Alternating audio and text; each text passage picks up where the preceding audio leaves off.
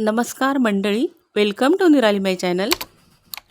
उद्या 29 एप्रिल 2025 मंगळवार श्री परशुराम जयंती आहे. त्यानिमित्ताने परशुरामांची माहिती, त्यांचं चरित्र आणि कार्य आपल्यासोबत शेअर करते. अनेक युगांपूर्वी म्हणजे पौराणिक काळी आपल्या भारतात अनेक राजे राज्य करीत होते.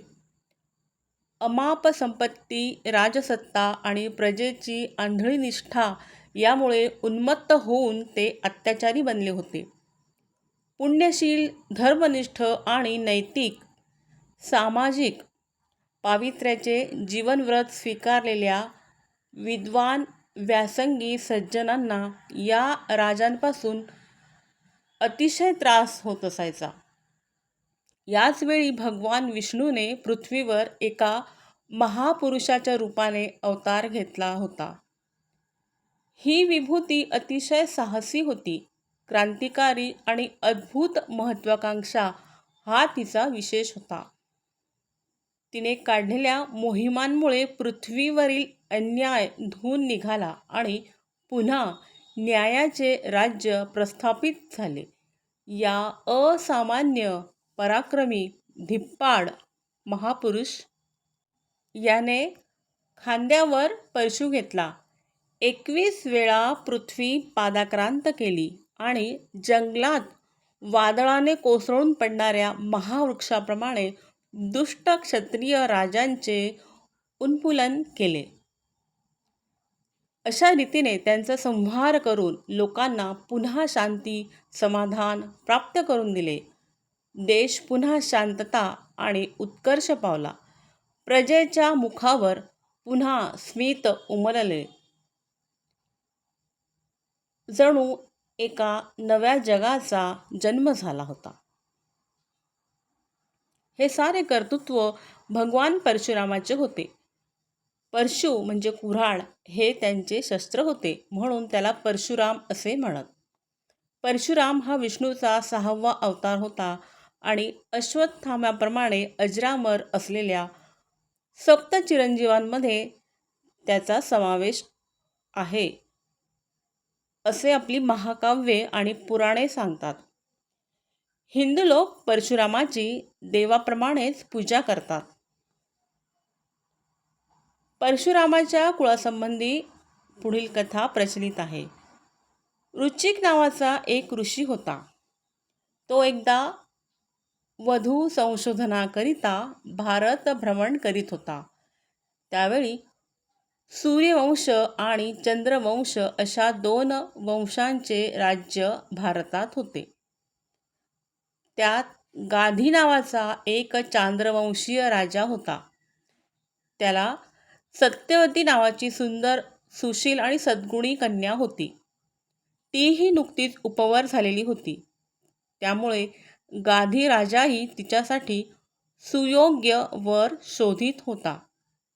योगायोगाने याच वेळी रुचिक गाधी राजाच्या राज्यात आला आणि राजाला भेटला.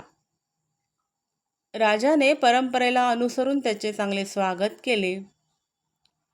त्याच्या आतिथ्याने आणि स्वागताने संतुष्ट होऊन रुचिकाने राजाला विचारले, हे राजा, तुझी कृपा व्हावी या अभिलाषेने मी तुझ्याकडे आलो आहे. तू ती पूर्ण करशील काय?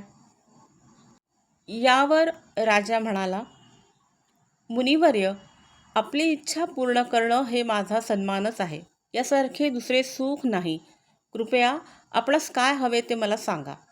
यावर प्रसन्न होऊन रुचिक म्हणाला, राजन, तुझी कन्या सत्यवती हिच्याशी विवाह करण्याची माझी इच्छा आहे. राजाला प्रथम धक्काच बसला. राजवैभवात वाढलेल्या आपल्या लाडक्या मुलीला, एका राजकुमारीला, झाडापाल्याने शाकारलेल्या भिकार आश्रमात संपूर्ण जीवन व्यतीत करण्यासाठी पाठवायचं या कल्पनेनेच तो क्षणभर हादरला. परंतु रुचिकाला त्याच्या इच्छापूर्तीचे वचन दिले होते, त्यामुळे राजाचा नाईलाज झाला होता. क्षणभर विचार करून राजा म्हणाला, ऋषी महाराज, मी एका अटीवर माझ्या कन्येचा आपल्याशी विवाह करण्यास तयार आहे. संपूर्ण शुभ्र वर्णाचे आणि एक कान काळा असलेले 1000 घोडे स्त्रीधनाच्या रूपाने आपण आम्हाला देऊ शकलात तरच आपली इच्छा पूर्ण होईल. रुचिकाने गादी राजाची अट मान्य केली. पर्जन्याची देवता वरुण याला प्रसन्न करण्यासाठी मग त्याने तपश्चर्या सुरू केली. वरुण प्रसन्न होताच त्याच्याकडून राजाने सांगितलेल्या वर्णनाचे 1000 घोडे मिळविले आणि गाधी राजाला नेऊन दिले. राजाला अतिशय आनंद झाला. आपल्या जावयाचे सामर्थ्यही त्याला कळून चुकले. त्याने लगेच आपल्या मुलीचे रुचिकाशी लग्न लावून दिले.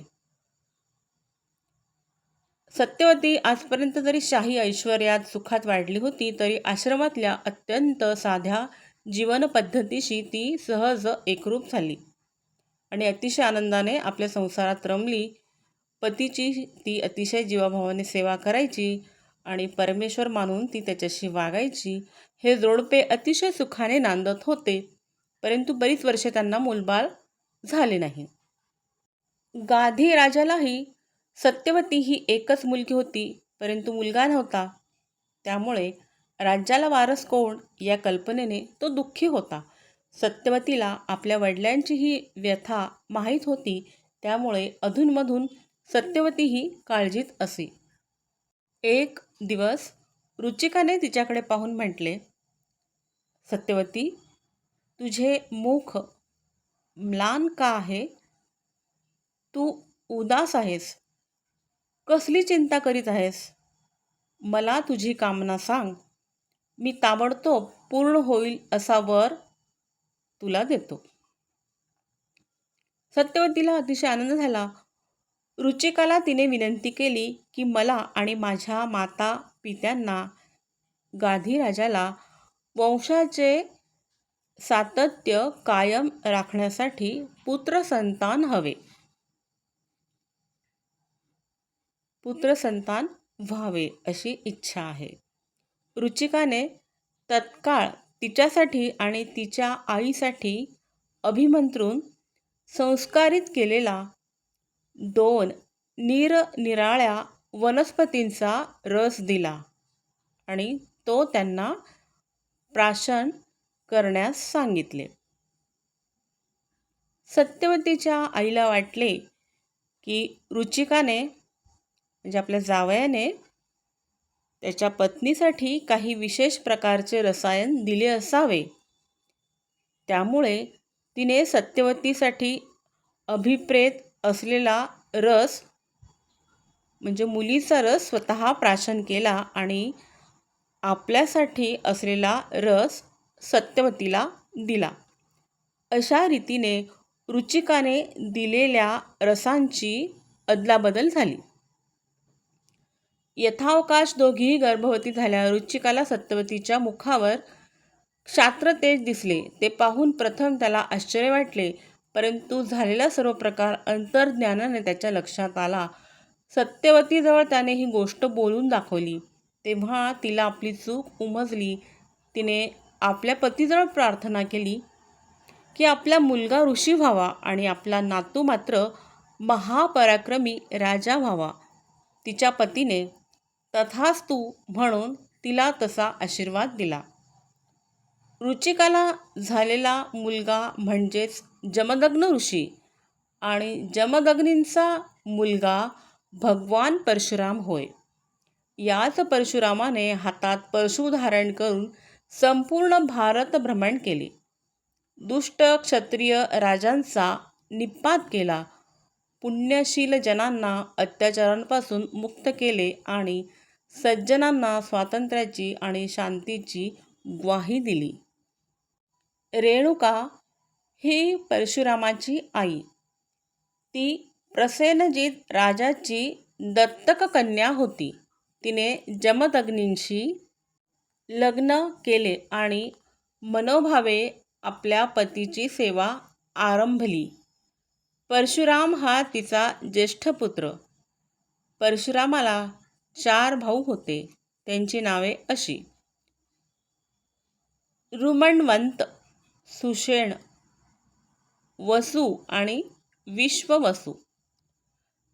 परशुरामाच्या जीवनात अशा अनेक घटना घडल्या की त्यामुळे तो संतप्त झाला आणि पृथ्वी निक्षत्रिय करण्याची शपथ घेणे त्याला भाग पडले.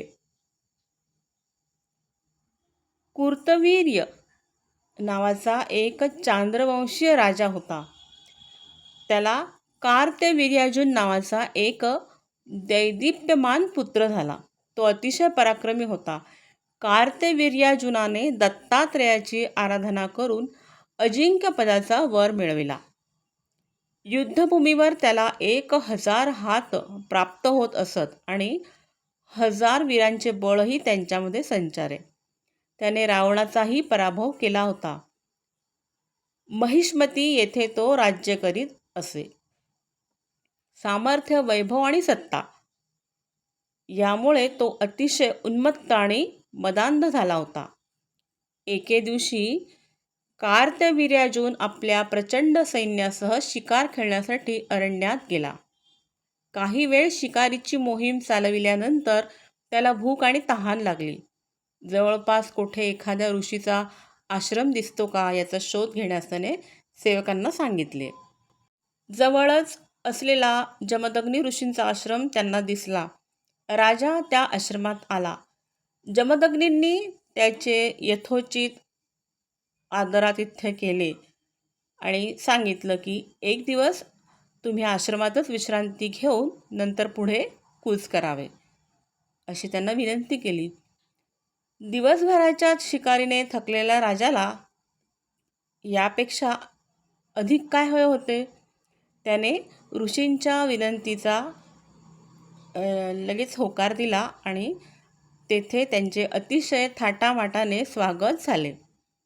ऋषीमुनी आणि साधू संत जगाच्या कल्याणासाठीच साधना करीत असतात. त्यामुळे केवळ भूलोकातील मानवच नव्हे तर स्वर्गलोकीचे देवदेखील त्यांना त्यांच्या कामात मदत करीत असतात. या प्रथेला अनुसरून स्वर्गाचा राजा इंद्र याने मदत करण्याच्या हेतूने कामधेनू नावाची दैवी सामर्थ्य असलेली गाय जमदग्नींना प्रदान केली. कामधेनू ही मनोकामना पूर्ण करणारी स्वर्गीय गाय होती. शिकारीहून विश्रांतीसाठी आलेल्या कार्तवीर्यार्जुनाचे जमदग्नींना राजेशाही थाटाने त्वरित स्वागत करावयाचे होते, म्हणून त्यांनी कामधेनूजवळ राजासाठी आणि त्याच्या लवाजम्यासाठी उत्तम भोजन देण्याची इच्छा व्यक्त केली. कामधेनूमुळे जमदग्नींची इच्छा तत्काळ पूर्ण झाली आणि राजासाठी पंचपक्वान्नाचे अतिशय रुचकर भोजन क्षणार्धात तयार झाले. कार्तवीर्यार्जुनाची यथायोग्य सरबराई झाली याचे जमदग्नींना समाधान वाटले की आपण आलेल्या अतिथीचा अतिशय चांगल्या पद्धतीने आदरातिथ्य केलं. काय अप्रतिम भोजन आहे. राजप्रासादात सुद्धा अशा पक्वान्नांचा स्वाद यापूर्वी मी घेतलेला नाही आणि इतक्या अल्पावधीत इतके उत्कृष्ट भोजन तयार करणं माझ्यासारख्या राजाला सुद्धा केवळ अशक्य आहे. मग हे महर्षी, आपणास हे कसं शक्य झालं? राजाने जमदग्नींना विचारलं. राजन, ही सर्व या कामधेनूची कृपा आहे. देवराज इंद्राने ही दैवी गाय मला प्रदान केली आहे. कोणतीही इच्छा ती क्षणार्धात पूर्ण करते. तिच्याच आशीर्वादाने मी हे करू शकतो, जमदग्नींनी माहिती दिली. हे ऐकून एक अतिशय स्वार्थी विचार राजाच्या मनात आला आणि त्याने जमदग्नी ऋषींना पुढील प्रमाणे विनंती केली. हे मुनिवर्य, ही बहुगुणी, मूल्यवान आणि दैवी सामर्थ्य असलेली गाय राजवाड्यातच असणं अधिक उपयुक्त ठरेल. 1000 लोक आमच्या भेटीला दररोज येत असतात. या गायीमुळे त्यांची त्वरित सेवा करणं आम्हाला शक्य होईल. आपल्या आश्रमात असे प्रसंग नेहमी येत नसतात. त्यामुळे हजारोंची व्यवस्था करण्याचा प्रश्न हा काही आपल्या दररोजचा प्रश्न नाही. मी आपणास भरपूर जमीन आणि अमाप मालमत्ता द्यायला तयार आहे. त्यातून आपण आपल्या अतिथींची सेवा सहजपणे करू शकाल. कृपा करून ही कामधेनू मात्र मला द्या. जमदग्नी म्हणाले, राजा, ही कामधेनू मी कोणालाही देऊ शकत नाही. आश्रमातील गरजा पूर्ण करण्यासाठीच केवळ तिची मदत घेण्याचा मला अधिकार आहे. अन्य कुणाला तिचे दान करण्याचे अधिकार मला नाहीत. कृपया तिची मागणी करू नका. हे ऐकून उद्धट राजाला अतिशय संताप आला. कामधेनू बळजबरीने हिरावून घेण्याची आज्ञा त्याने आपल्या सैन्याला केली. राजाचे सैनिक तिला बांधून महिष्मतीला घेऊन गेले. या प्रकाराने जमदग्नी ऋषींना अतिशय दुःख झाले. आपण केलेल्या आतिथ्याची परतफेड राजाने अशा पद्धतीने करावी काय, असा विचार त्यांच्या मनात आला आणि ते दुःखी झाले. एवढ्या वेळात यज्ञासाठी समिधा आणायला अरण्यात गेलेला परशुराम परत आला आणि त्याला ही बातमी कळली.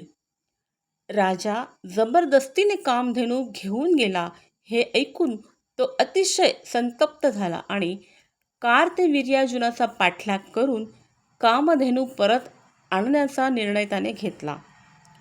राजाला योग्य शासन झालेच पाहिजे असे मनाशी म्हणत खांद्यावर परशु धारण करून धनुष्यबाण घेऊन तो राजाचा पाठलाग करण्यास निघाला. राजासमोर ऋषिकुमारांचा काय टिकाव लागणार असा विचार करून कार्तवीर्यार्जुनाच्या सैन्याने परशुरामावर झेप घेतली आणि घनघोर असा तो हल्ला केला. परंतु परशुरामाने त्याला धैर्याने तोंड दिले. मुळीच दयामाया न दाखवता अत्यंत निष्ठुरतेने त्याने त्यांची कत्तल केली. शेवटी कार्तवीर्यार्जुन स्वतः परशुरामाला सामोरा आला आणि त्यांचे तुंबळ युद्ध झाले. अखेर परशुरामाने त्याचे 1000ही हात आपल्या परशुने छाटून टाकले आणि त्याला ठार केले. कार्तवीर्यार्जुनाची मुले आणि उरलेले सैन्य आपला जीव वाचविण्याकरता कामधेनूला तेथेच सोडून पळून गेले. परशुरामाने मोठ्या आदराने आणि सन्मानाने कामधेनूला आपल्या आश्रमात परत आणले आणि वडिलांच्या स्वाधीन केले. पुत्राच्या या शौर्यावर जमदग्नी साहजिकच खूप संतुष्ट झाले. कामधेनू परत आलेली पाहून त्यांना अतिशय आनंद झाला. परंतु एक ब्राह्मण इतका कोपाविष्ट कसा होऊ शकला याचे त्यांना आश्चर्य वाटले. त्यांनी आपल्या मुलाला उपदेश केला. बाळ परशुराम, तू शूर आहेस, यात तीळ मात्र शंका नाही. या पराक्रमाचा कोणालाही अभिमान वाटेल, परंतु तू क्रोध आपल्या नियंत्रणात ठेवायला हवा. हे बघ, तू इतक्या लोकांना ठार केलेस, त्यामुळे या निष्ठुरतेचे उत्तरदायित्व तुझ्यावर आहे. हे पाप तू स्वतः धुवून काढले पाहिजेस. तेव्हा तू आत्ता तात्काळ तीर्थयात्रेला जा आणि शुद्ध होऊन मगच आश्रमात परत ये. आपली आज्ञा शिरसावद्य आहे असे म्हणून परशुरामाने पित्याला वंदन केले आणि तो तीर्थयात्रेला निघाला. अनेक तीर्थक्षेत्रांना भेटी देऊन सुमारे 1 वर्षाने तो आश्रमात परत आला. आपल्या पित्याला मदत करू लागला. एकदा वसंत ऋतूतील तो एक अतिशय आल्हाददायक दिवस होता. सर्व सृष्टी मोहकतेने आणि सुगंधाने नटली होती. जमदग्नींची अतिशय पतिपारायण असलेली पत्नी रेणुका अग्निहोत्रासाठी गंगेचे पवित्र जल आणण्याकरता घडा घेऊन नदीवर गेलेली होती. गंगा दुथडी भरून डौलाने वाहत होती. त्याचवेळी चित्ररथ नावाचा एक गंधर्व आपल्या स्त्रियांसह तेथे जलक्रीडा करण्यामध्ये रमला होता. रेणुका काही वेळ त्यांची जलक्रीडा पाहत उभी राहिली. क्षणभर ती आपले आणि आपल्या कामाचे भान विसरली. तिला विलक्षण मोहिनीच पडली. मात्र काही वेळाने ती एकदम भानावर आली आणि तिला आपल्या कर्तव्याची आठवण झाली. ती तात्काळ त्वरेने आश्रमाकडे परतली. जमदग्नी अंतर्ज्ञानी होते. रेणुकेच्या विलंबाचे कारण त्यांनी मनोमन जाणले. चित्ररथाची जलक्रीडा अशोभनीय रुचीने पाहिल्यामुळे तिचे शील भ्रष्ट झाले असे त्यांना वाटले. त्यांना तिचा भयंकर राग आला. त्यांनी आपल्या मुलांना बोलाविले आणि रेणुकेचा शिरच्छेद करण्याची त्यांना आज्ञा दिली. मुलांना ही विचित्र, विस्मयकारक आणि भयंकर आज्ञा ऐकून धक्काच बसला. त्यांचा आपल्या कानावर विश्वास बसेना. आपल्या आईचा वध ते कसा बरे करू शकणार? ते तसेच पुतळ्यासारखे स्तब्ध उभे राहिले. आपली मुले आपली आज्ञा ऐकत नाहीत हे पाहून जमदग्नी अधिकच क्रोधित झाले. एवढ्यात परशुराम बाहेरून आला. जमदग्नींनी त्याला पाहताच रेणुकेचा आणि पित्याची आज्ञा भंग करणाऱ्या भावांचाही वध कर अशी आज्ञा केली. परशुरामाने क्षणभर देखील विचार न करता आपला परशु उचलला आणि तत्काळ आपल्या आईचा शिरच्छेद केला आणि नंतर भावांनाही ठार केले आणि पित्याला आदराने वंदन केले. हे पाहून जमदग्नी शांत झाले, पण 5 व्यक्तींचा वध झाला होता. परशुरामावर खुश होऊन जमदग्नी म्हणाले, तू पितृआज्ञेचे पालन केलेस हे पाहून मला अतिशय आनंद झाला आहे. तू मला कोणताही वर माग, तुझी इच्छा मी तात्काळ पूर्ण करीन. परशुराम म्हणाला, हे तात, आपली इच्छा पूर्ण करण्याशिवाय मला अन्य कशातही समाधान नाही. आपली इच्छापूर्ती हीच माझी इच्छा. आपणास मला वर द्यायचाच असेल तर माझ्या आईला आणि माझ्या भावांना क्षमा करून कृपया पुन्हा जिवंत करावे. यामुळे माझ्यावर अतिशय उपकार होतील. तथास्तु. जमदग्नींनी परशुरामाची मागणी मान्य केली.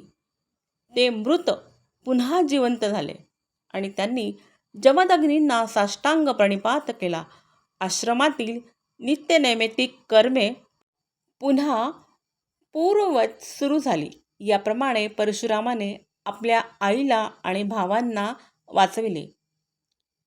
इकडे हा प्रसंग घडत असताना तिकडे महिष्मतीस एक वेगळाच कट शिजत होता.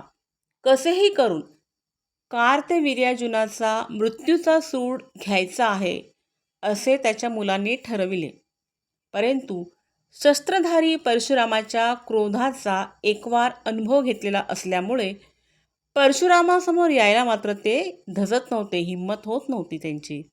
बराच विचार करून त्यांनी एक गुप्त योजना आखली. आपल्या भावांबरोबर परशुराम काही कामाकरता बाहेर गेलेला आहे अशी बातमी गुप्तहेरांकडून त्यांना कळली. लगेच राजपुत्रांनी त्वरेने जाऊन जमदग्नींच्या आश्रमाला गराडा घातला. जमदग्नी ऋषींचा वध करून आपल्या वडिलांच्या वधाचा बदला घ्यायचा अशी त्यांनी प्रतिज्ञा केली होती. जमदग्नी तपाचरण करीत होते त्यावेळेस कार्तवीर्यार्जुनाची मुले चालून येताच रेणुकेला संकटाची चाहूल लागली. आपल्या पतीचे प्राण वाचवावे अशी तिने आक्रमकांना विनंती केली, परंतु राजपुत्रांनी ती धुडकावून लावली. तप करीत असलेल्या जमदग्नींचे मस्तक त्यांनी धडावेगळे केले. साऱ्या आश्रमाची त्यांनी नासधूस केली आणि ऋषींचे शिर सोबत घेऊन ते महिष्मतीला निघून गेले. राम, हे राम, हे राम असा आक्रोश करीत रेणुका शोक करू लागली. आपल्या भावांसह आश्रमाकडे परत येत असलेल्या परशुरामाने हा आक्रोश ऐकला आणि ते धावतच आश्रमात पोहोचले. रक्ताच्या थारोळ्यात पडलेले पित्याचे शिरविहीन धड पाहून ते अवाक झाले. रेणुकेचीही शुद्ध हरपली होती. प्रथम मुलांनी प्रयत्नपूर्वक आईला शुद्धीवर आणलं. तिने सर्व वृत्तांत मुलांना सांगितला. रेणुका आणि तिची मुले जमदग्नींच्या शिरविरहित देहाभोवती बसून विलाप करू लागली. अपवाद होता फक्त परशुरामाचा. परशुराम आक्रोशही करीत नव्हता आणि शांतही बसलेला नव्हता. त्याने घडलेल्या घटनांचा संपूर्ण वृत्तांत आश्रमवासियांकडून जाणून घेतला. तो अतिशय संतप्त झाला. आपला परशू त्याने खांद्यावर घेतला आणि त्वरेने तो महिष्मतीकडे निघाला. महिष्मतीला पोहोचताच त्याने प्रथम महाद्वारावरील रक्षकांची खांडोळी केली. ते प्रचंड द्वार त्याने तोडून टाकले.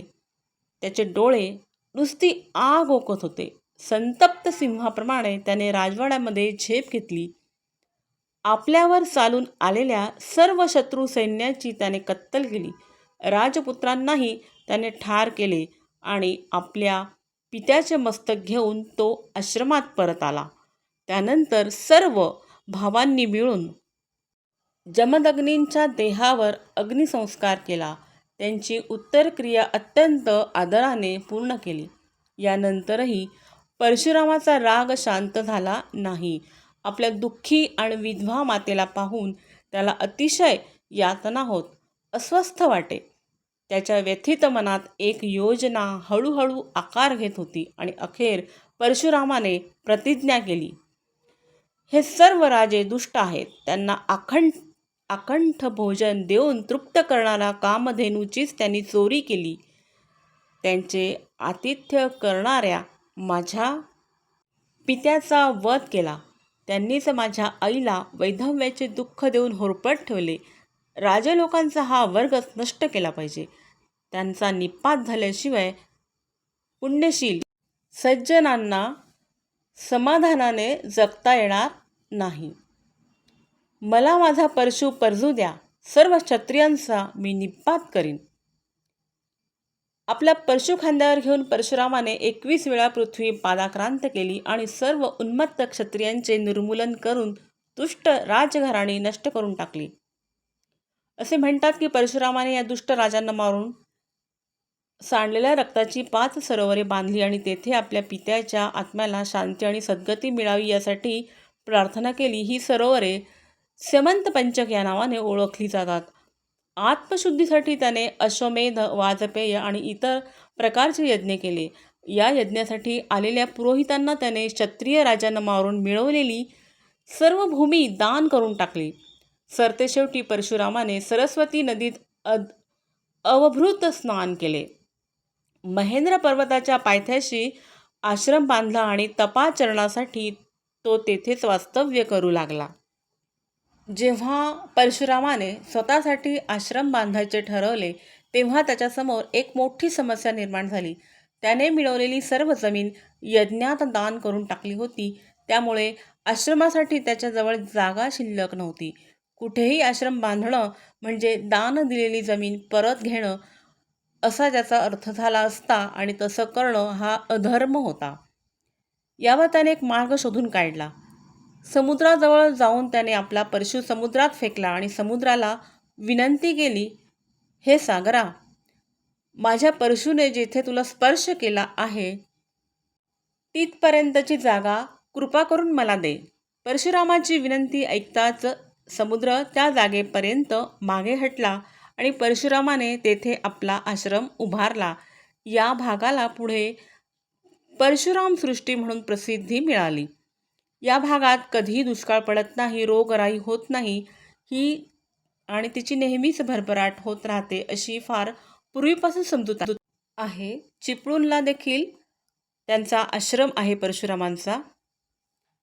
परशुराम हे अनेक सद्गुणांचे साक्षात प्रतीक होते. त्यांची पितृभक्ती, आज्ञाधारकता, मातृभक्ती, मातृभाव, आईच्या आणि भावांच्या पुनरुज्जीवनासाठी त्यांनी केलेली पित्याची प्रार्थना, पित्याच्या मृत्यूनंतर क्षत्रियांच्या निर्मूलनाचा केलेला निर्धार, जिंकलेली सर्व भूमी पुरोहितांना दान करण्याचे औदार्य, आपल्या आश्रमासाठी सागराला भूमी मागण्याचे धारिष्ट्य आणि त्याला मागे हटविण्याचे कर्तृत्व, धनुर्विद्येतील अजोड कौशल्य अशी कितीतरी उदाहरणं देता येतील.